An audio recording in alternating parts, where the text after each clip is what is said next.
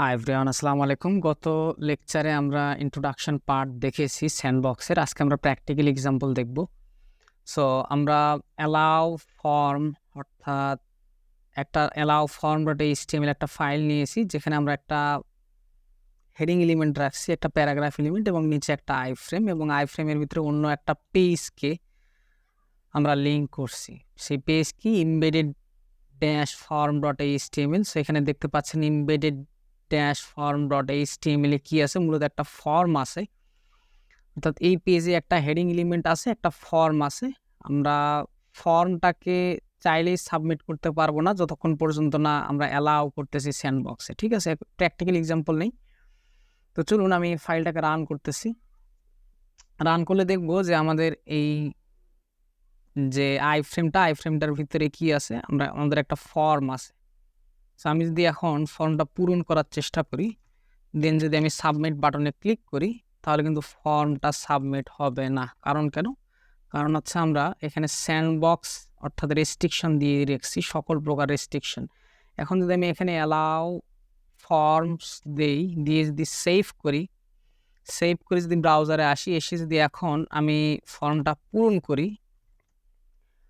করে যদি সাবমিট বাটনে ক্লিক করি, তাহলে দেখবো যে ফর্মটা আমাদের সাবমিট হয়ে গেছে। ঠিক আছে, দেন আমরা অ্যালাউ ফর্ম দেখলাম, দেন আমরা অ্যালাউ মডেলস দেখবো। অ্যালাউ মডেলসে কি আছে, যে ইমবেডেড মডেলস ডট এইচটিএমএল, অর্থাৎ এই যে এখানে বেশ কিছু এইচটিএমএল এবং সিএসএস কোড আছে, অর্থাৎ একটা মডেল আমরা ডিজাইন করছি। এবং অ্যালাউ মডেলে আমরা আপাতত এখানে সব কিছু ফাঁকা রাখতেছি।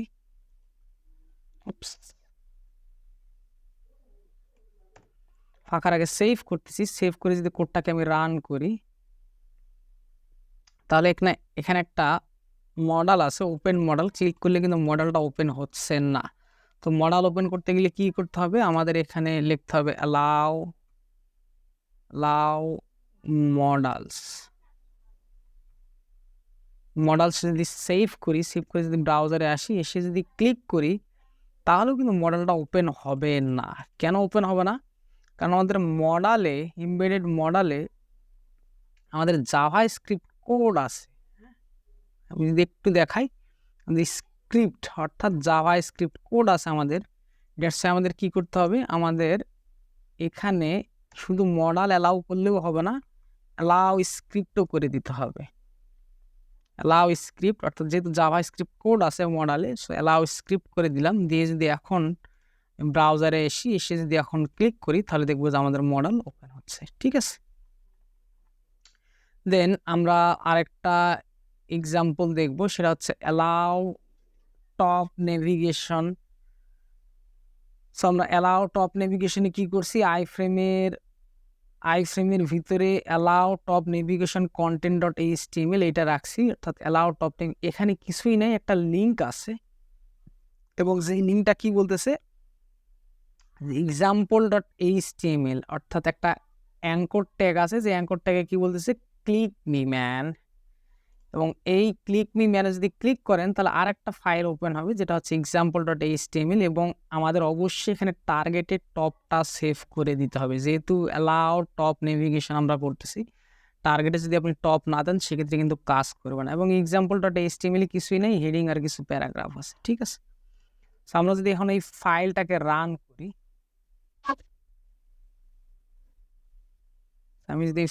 রান করি, তাহলে দেখব যে আমাদের এই আইফ্রেমের ভিতরে ক্লিক মি ম্যান, অর্থাৎ এই আইফ্রেমের ভিতরে অ্যালাউ টপ নেভিগেশন কন্টেন্ট, এই যে অ্যাঙ্কর ট্যাগটা ক্লিক মি ম্যান, এই লিঙ্কটা শো করতেছে। এবং এই ক্লিক মি ম্যান কি আসলে নির্দেশ করতেছে, এক্সাম্পল ডট এইচটিএমএল, এই যে পুরো হেডিং এবং কিছু প্যারাগ্রাফ এলিমেন্ট। যদি আমরা এখানে ক্লিক করি, তাহলে এই ফ্রেমের ভিতরেই কন্টেন্ট ওপেন হওয়ার কথা ছিল, কিন্তু যদি ক্লিক করি তাহলে পুরো বডিতে ওপেন হবে। ঠিক আছে, আমি যদি এখন ক্লিক করি, তাহলে পুরো বডিতে কি হলো, উইন্ডোটা নিয়ে আমাদের ডকুমেন্টটা ওপেন হলো। সো এই ছিল। অবশ্যই টার্গেটেড টপ আপনারা সেট করে দিবেন, তাছাড়া কাজ করবে না।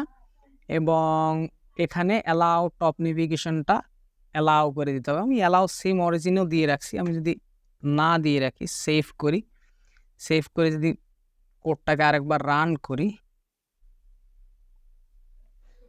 রান করে যদি ক্লিক করি তাহলে দেখতে পাবো যে আমাদের ফুল বডিতে ওপেন হচ্ছে। এই ছিল আমাদের প্র্যাকটিক্যাল এক্সাম্পল। একটু দেখে নিই স্যান্ডবক্স কি করে। স্যান্ডবক্স হচ্ছে রেস্ট্রিক্ট ব্রাউজার ক্যাপাবিলিটিস, অর্থাৎ ব্রাউজারের যে সক্ষমতা আছে সেই সক্ষমতাগুলোকে সে রেস্ট্রিকশন করে দেয়, অর্থাৎ সব সক্ষমতাকে রেস্ট্রিকশন করে দেয়।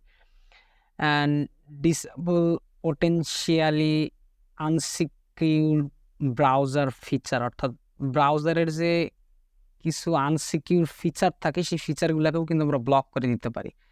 আমাদের মেইনলি আইফ্রেমের কাজ কি? আইফ্রেমের মাধ্যমে আমরা নিজের ওয়েব পেজকেও আমরা প্রদর্শন করতে পারি ফ্রেমের ভিতরে, অন্য কোনো পেজকে আমাদের ওয়েবসাইটের, অথবা অন্য কারো ওয়েবসাইটকেও আমাদের ওয়েবসাইটে কি করতে পারি? প্রদর্শন করাইতে পারি।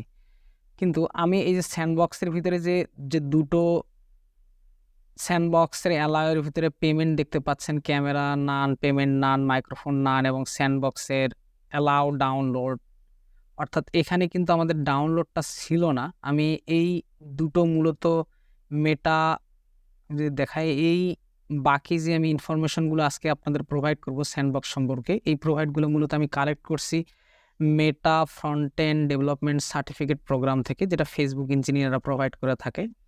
সো ওইখান থেকে মূলত আমি এই দুটো পাইছি, বাকিগুলো তো আমি আলোচনা করছি W3 স্কুল থেকে। সো এই দুটো মূলত আলোচনা করা হয়েছে ওখানে, যেটা আসলে আমার কোডে বা আমার টিউটোরিয়াল সিরিজে আলোচনা করা হয়নি। সো আমি মনে করছি যে আপনাদের ইনক্লুড করে দিই, যেন আপনারা লেটেস্ট টেকনোলজি সম্পর্কে আপডেট থাকতে পারেন। সো কী করা হয়েছে, স্যান্ডবক্সে দিলে তো ভ্যালু দিলে তো আপনারা জানেন সব কিছু রেস্ট্রিক্টেড করে দেয়। দেন আমরা অ্যালাউ করতে পারি। অ্যালাউ করে আমরা কী অ্যালাউ করতে পারি, এখানে আমরা দেখেছিলাম যে আমরা অ্যালাউ করতে পারি allow forms, models, oriented lock pointer, lock pop ups, অনেক কিছু অ্যালাউ করতে পারতাম, স্ক্রিপ্ট অ্যালাউ করতে পারতাম। সো এখানে আমরা অ্যালাউ করতে পারি ডাউনলোড, অর্থাৎ ডাউনলোডসটা আমরা দেখেছিলাম না, অর্থাৎ অন্য কোনো ওয়েবসাইট আপনি লিঙ্ক করলেন, সেই ওয়েবসাইটে ধরেন যে ভিডিও আছে, অডিও আছে বা ইমেজ আছে, আপনি চাচ্ছেন যে ওই ইমেজগুলোকে আপনি ডাউনলোড করবেন, বাট স্যান্ডবক্স ইউজ করলে তো সব কিছু রেস্ট্রিক্টেড হয়ে থাকে, কোনো কিছুই ডাউনলোড করতে পারবেন না। সো আপনাকে অ্যালাউ ডাউনলোড করে দিতে হবে। ফর এক্সাম্পল যদি আমি আমাদের ওই পেজে আসলাম, এসে আমরা একটা স্যান্ডবক্স তৈরি করছি আইফ্রেমের ভিতরে, আমরা সোর্সের ভিতরে প্রথম আলো .com-এর ওয়েবসাইট দিছি, ফ্রেম বর্ডার দিছি, হাইট উইথ দিছি। এখন যদি আমরা এখানে স্যান্ডবক্স ব্যবহার করি তাহলে কিন্তু সব কিছু রেস্ট্রিক্টেড হয়ে যাবে, অর্থাৎ সব কিছু ফিচার কিন্তু রেস্ট্রিক্টেড হয়ে গেল। এখন আমরা চাচ্ছিলাম যে এই প্রথম আলোর ভিতরে ধরেন যে একটা ভিডিও ফাইল আছে, সেই ভিডিও ফাইলটা কি করবে, ইউজাররা ডাউনলোড করতে চাচ্ছে, অর্থাৎ চাইলে কিন্তু ওই ভিডিওটা সে যেন ডাউনলোড করতে পারে। সো আমরা কি করব, আমরা অ্যালাউ করতে পারি, অ্যালাউ করে দিয়ে বলতে পারি যে অ্যালাউ দিয়ে বলতে পারি ডাউনলোড। আমরা অ্যালাউ ডাউনলোডস যদি করে দিই, সেভ করে যদি ব্রাউজারে এসে যদি রিলোড দিই, অর্থাৎ এখানে যদি কোনো ভিডিও ফাইল থাকে সেক্ষেত্রে এখন ইউজাররা কি করতে পারবে, কিন্তু এখন ডাউনলোড করতে পারবে। আদারওয়াইজ কিন্তু অডিও ভিডিও কোনো কিছুই ডাউনলোড করতে পারতো না। স্যান্ডবক্স যদি ব্যবহার করতাম তাহলে কিন্তু সব কিছু রেস্ট্রিক্টেড হয়ে যেত, ঠিক আছে। দেন আমরা আরেকটা যেটা করতে পারি সেটা হচ্ছে, অনেক ওয়েবসাইট আছে যে ওয়েবসাইটগুলো মূলত কি করে, আপনি আপনার ওয়েব পেজে আপনি শো করাচ্ছেন, ধরেন যে আপনার এই ওয়েব পেজটাকে, এই ওয়েব পেজে একটা ফ্রেম বর্ডার আপনি শো করাচ্ছেন, একটু জুম আউট যদি করি, সে ওয়েবসাইট কি করে, ওয়েবসাইটে আপনি ব্রাউজ করার সাথে সাথে আপনাদের কিন্তু ক্যামেরা অ্যাক্সেস চাই বা মাইক্রোফোন অ্যাক্সেস চাই, অথবা আপনি একটা ওয়েবসাইট এখানে শো করাইছেন, সেই ওয়েবসাইটের মাধ্যমে কি করতে হয়, যে তারা কোনো কিছু সেল করতেছে, আপনি চাইলে পেমেন্ট করতে পারবেন। সো এই জিনিসগুলোকে আপনি চাচ্ছেন যে আপনি আপনার ওয়েবসাইটের মাধ্যমে শুধু ওয়েবসাইটটা প্রদর্শন করাবেন, বাট সেই ওয়েবসাইট থেকে কোনো কিছু পেমেন্ট করতে পারবো না, কোনো কিছু কিনতে পারবো না, ক্যামেরা ফোনের অ্যাক্সেস নিতে পারবে না, বা মাইক্রোফোনের অ্যাক্সেস নিতে পারবেন না ওই ওয়েবসাইট, ঠিক আছে। এমন যদি রেস্ট্রিক্ট করেন, এটা আসলে অনেক গুরুত্বপূর্ণ দরকার, কারণ আপনারা চান না কখনোই যে আপনাদের ইউজারের, আপনার ওয়েবসাইটের যে ইউজারগুলো আসবে সেই ইউজারের সিকিউরিটি অবশ্যই আপনাদের প্রাধান্য দিতে হবে। সো কী করতে পারেন, সেক্ষেত্রে আমরা যেটা করতে পারি, অ্যালাউয়ের জায়গা যেটা করতে পারি, আরও আমরা অ্যালাউ এর জায়গায় কি করতে পারি যদি একটু দেখে নিই। অ্যালাউ এর জায়গায় আমরা পেমেন্টকে নান করে দিতে পারি, ক্যামেরাকে নান করে দিতে পারি এবং মাইক্রোফোনকে নান করে দিতে পারি। সো আমি যদি এসে পেমেন্ট দিয়ে একটা স্পেস দিব, স্পেস দিয়ে সিঙ্গেল কোটেশনের ভিতরে আমরা নান লিখব, ঠিক আছে। আবার সিঙ্গেল কোটেশন দিব, দিয়ে আমরা সেমিকোলন দিব, দিয়ে আমরা ক্যামেরা লিখব। ক্যামেরা দিয়ে একটা স্পেস দিব, স্পেস দিয়ে সিঙ্গেল কোটেশন, নান দিব, সিঙ্গেল কোটেশন, দেন আবার সেমিকোলন দিব। অর্থাৎ এটা একটা প্রপার্টি যে পেমেন্টকে আমরা নান করলাম, ক্যামেরাকে নান করলাম, দেন আরেকটা আমরা করব কি মাইক্রোফোন, মাইক্রোফোনকেও আমরা কি করে দেব, স্পেস দিয়ে আমরা বলে দেব নান। নান করে দিয়ে যদি আমি সেভ করি, সেভ করে যদি ব্রাউজারে আসি, আসলে তো আপনারা কোনো ডিফারেন্স দেখতে পাবেন না, সব কিছুই ঠিকঠাক। বাট কোনো ওয়েবসাইট যদি এমন হয় যে সেই ওয়েবসাইটে ইউজাররা আপনি আইফ্রেমের মাধ্যমে শো করতেছেন, বাট ওই ওয়েবসাইট ক্যামেরা ফোনের অ্যাক্সেস চায় বা পেমেন্ট কোনো কিছু কোর্স কেনার ক্ষেত্রে বা মাইক্রোফোনের অ্যাক্সেস চায়, সেই জিনিসগুলো আপনি ব্লক করে দিতে পারেন। সো এটা বাকি ছিল। এটা মূলত Meta front end development certificate programme থেকে দেখে আমার মনে হয়েছে এই জিনিসটা ইনক্লুড করা দরকার, আপনাদের জানানো দরকার, আমি জানিয়ে দিলাম। সো ভালো থাকবেন, সুস্থ থাকবেন, আল্লাহ হাফেজ।